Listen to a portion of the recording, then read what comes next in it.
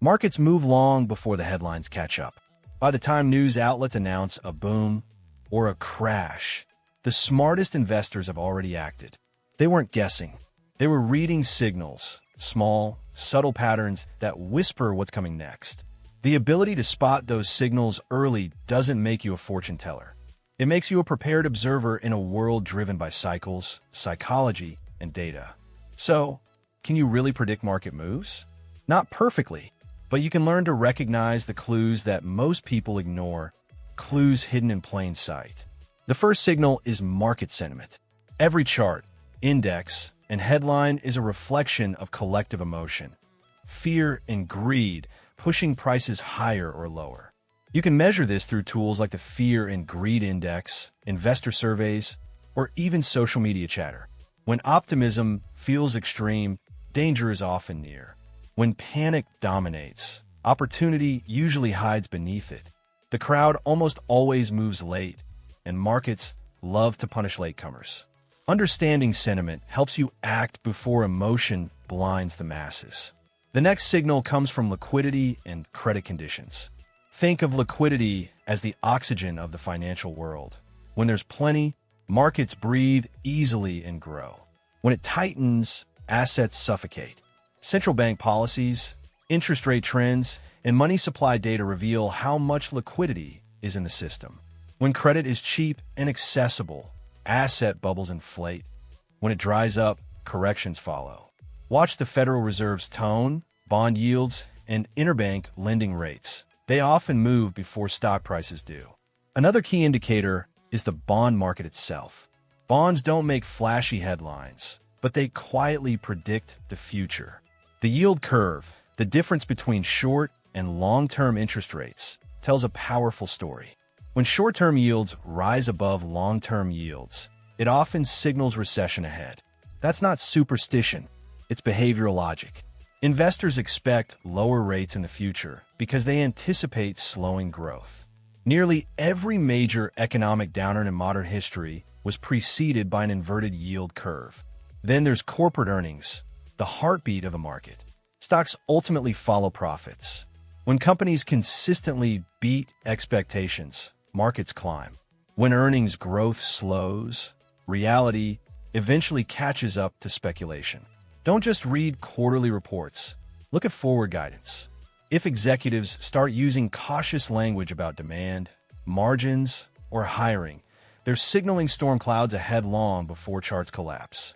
One of the most overlooked signals is sector rotation. Money never sleeps, it just moves.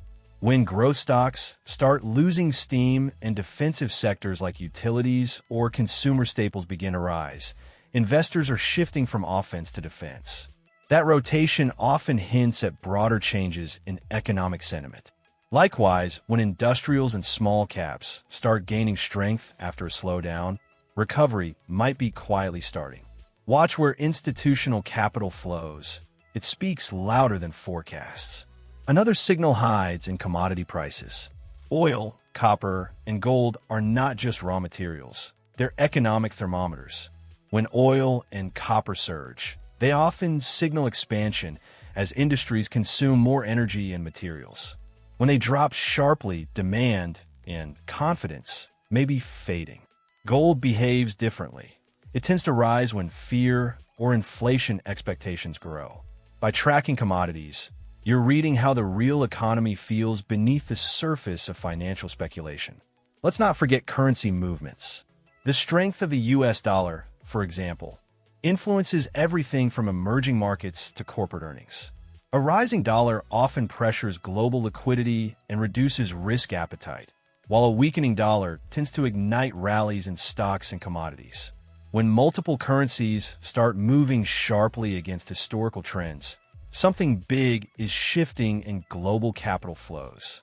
Another revealing signal lies within employment and consumer data.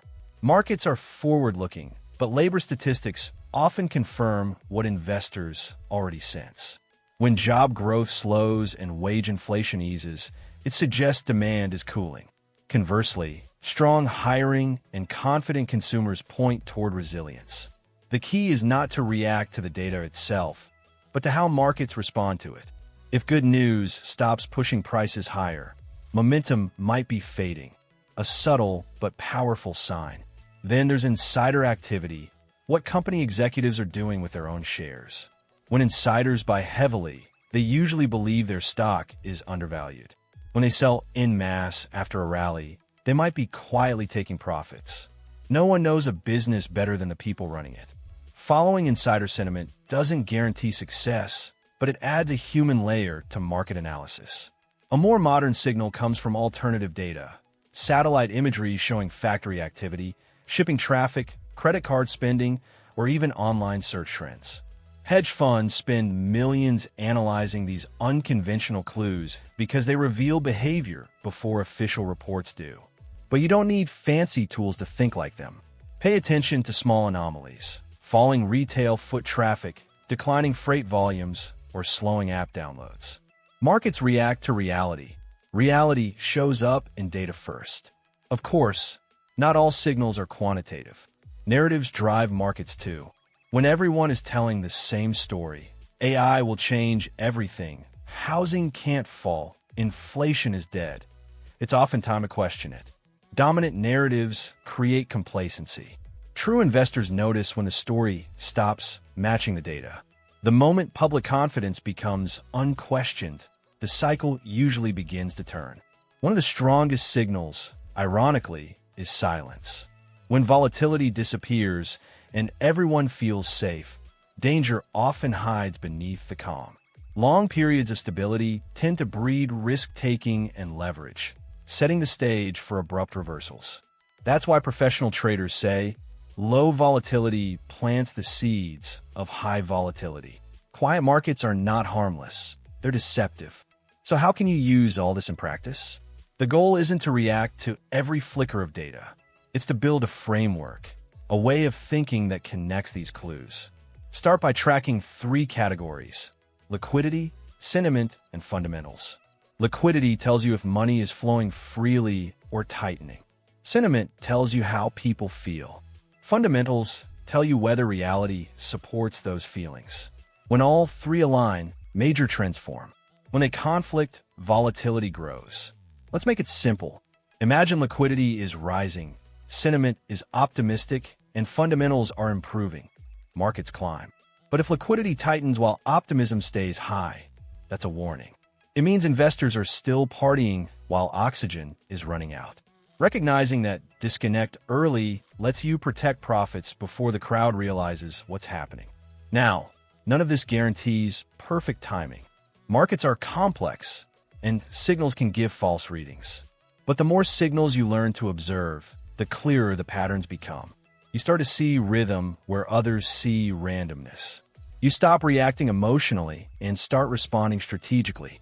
That's what separates observers from participants and participants from professionals.